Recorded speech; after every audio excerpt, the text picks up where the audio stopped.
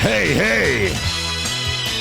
Old Red Eyes is back behind the wood for the open bar. That's right, Slick Daddy's open bar is back on a Friday. Welcome to the weekend. The weekend is finally here, and I'm going to be out doing, well, I'll tell you what I'm going to be doing. I'm going to be doing some drinking. Any place really outside that will serve alcohol. That's where you will find me this afternoon with some of my low-life friends. Because as everyone knows, there's no life like low life. All right. What the hell is happening? I'll tell you, I got some exciting news. We are closing in on, if you're ready for this, we are closing in on 2,000 uploads. I've spoken to the biggest crowds. Nobody's spoken to crowds bigger than me.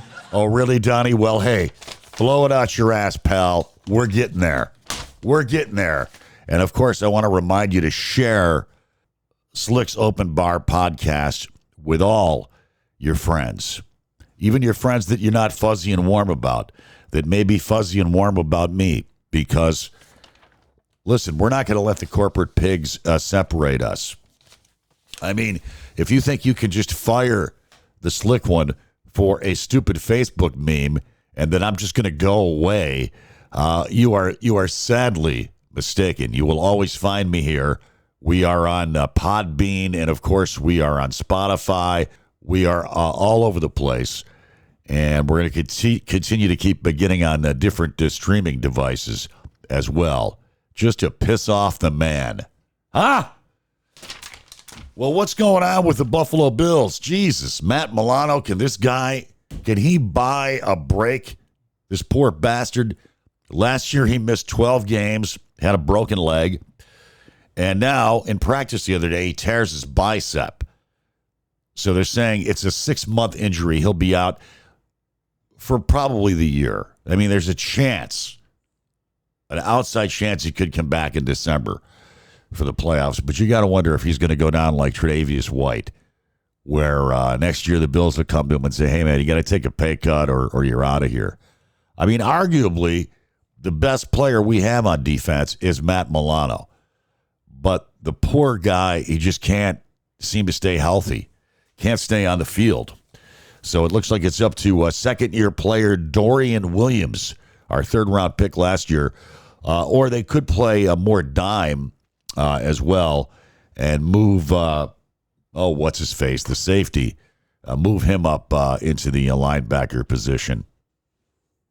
Taylor Rapp, that's the kid's name. They could move him up into the linebacker position from safety and then put somebody else at safety, play a lot of dime. Who knows?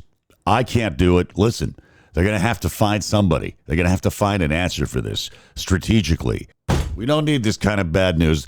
This portion, by the way, of Slick Daddy's Open Bar is brought to you by the good folks at Listeria Lenny's Barroom Bistro, where last month's mac and cheese is half price this week at Listeria Lenny's, proud sponsor of Slick Daddy's Open Bar. Check them out. Another interesting story regarding the Bills I was reading today. This dude, he's a season ticket holder. He's got some tickets in a suite that is multiple people. He has 8 season tickets for the M&T Bank Suite, which cost him $24,000 a season, and he needs to commit at least 3 seasons to keep them in the new stadium. He said he uses the suite along with dozens of other small business owners and nonprofit organizations. So how much is it going to cost this dude to keep these tickets with a personal seat license? $400,000. $400,000. So obviously he told the Bills, they contacted him, and he's like, listen, I can't afford this. It breaks down to $50,000 per seat license, and they didn't have any other alternatives for him. It was like, hey, if you can't take him, too bad. So if you're wondering why the new stadium is only going to seat 62,000 people. This may be one of the reasons why, because nobody will be able to afford to go to these fucking games. Brutal, just brutal. Unbelievable.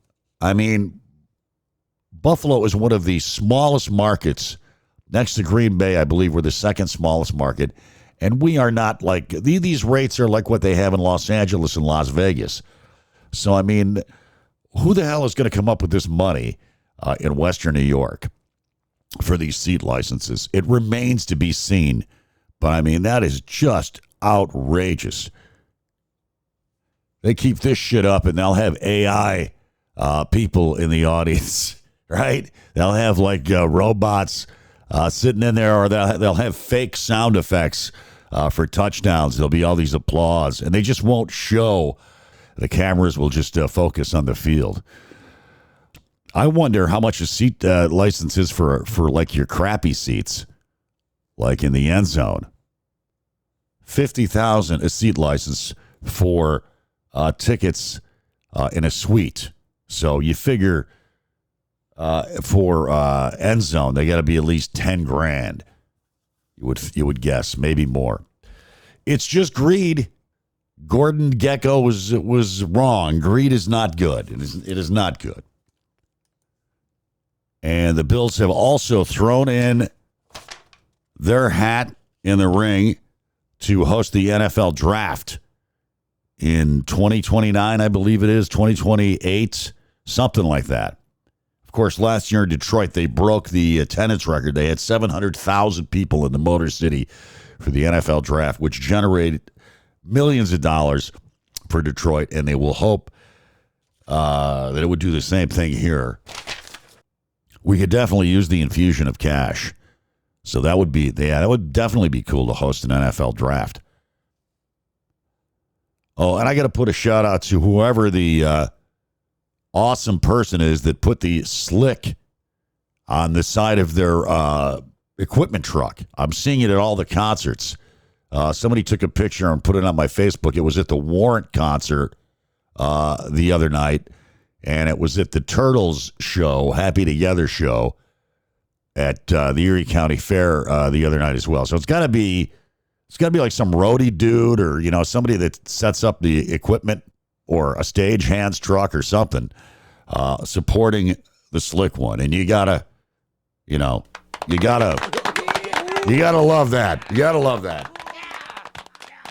Off the charts, but still in your heart. Damn it. Oh, and before we go any further, I'd like to give props out to Dwight Douglas for the last podcast that we did. We went out of order because I screwed up. So 6 should have been 7, and this is Slickcast number 8. And Dwight Douglas, what a great interview that was. Great guest, great stories to tell, and we got to give props to Dwight Douglas. And that was an idea I had before when I started the podcast. I wanted to do originally, before I got shit canned. I was going to do a podcast that was just talking to radio people, like some of the great radio people from the past, from the golden age of radio. And then when I became unemployed, it became a different thing. So it's not just going to be me interviewing radio people, but every once in a while I will interview a radio person, because this podcast is going to be about whatever I'm interested in. And hopefully, whatever interests me interests you. Watched a brutal movie the other night I hadn't seen. It's probably been out about 10 years. Bone Tomahawk. Have you seen this? Brutal, just brutal. These troglodytes are, they're like troglodytes. They live in a cave, and they're like trying to kill people. And it's pretty gruesome. I mean, like, they just, break you up like a wishbone and, cook you up for dinner. And it's pretty disturbing, I'll tell you that. So I'm having nightmares of troglodytes now. Coming to take me away. Yeah. So Wingfest is coming up at the Highmark Stadium. What is it, next weekend? And, I'll tell you a little something here you may not know. That was originally a promotion that the radio station put together back in the 90s. Our old promotions director, Tina Chaudhry, came up with the idea. It was called Wingstock.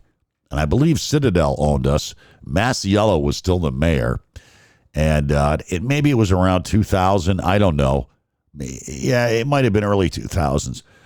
But we had this Wingstock, and we did it for 3 or 4 years, or 2 or 3 years. And they said, well, we can't make enough money with this. So they didn't want to do it anymore. And so now this guy who's running it now, it's a big deal. And it's, people from all over the world come here for this thing. So it just goes to another stupid flub by corporate radio, by corporate America. Idiots. They have no hindsight. The station could still have, it could be huge.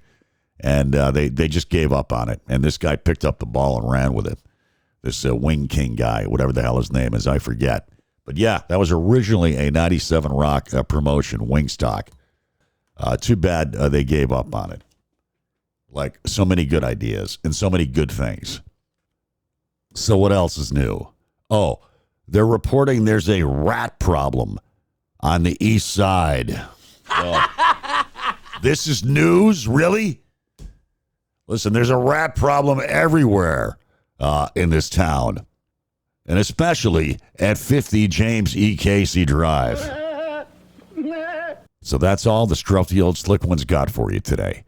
Have a kick-ass weekend. Until next time, remain calm, circle the wagons. Go Bills! Live fast, die old, and yes, as always, weed, whiskey, and Warren Zevon. Peace out.